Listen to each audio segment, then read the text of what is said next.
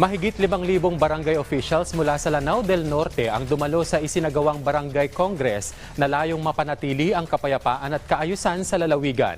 Si Lu Antonio ng PIA Iligan sa sentro ng balita.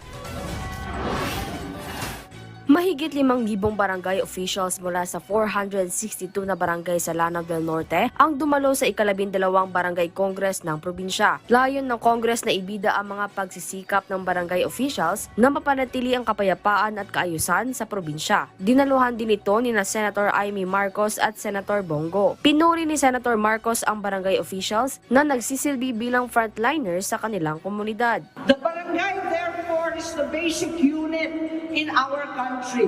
And in the barangay, we have the first line of defense in addressing their concern. Kabalo man tantanan, barangay officials are the front line of barangay service and of the government. Kayo ang mukha ng gobyerno sa bawat barangay. Ayon naman kay Senator Go, importante ang papel ng mga barangay official. At meron din po akong na-file sa Senado, ito pong Magna Carta for Barangay Officials at Magna Carta for Barangay Health Workers din po.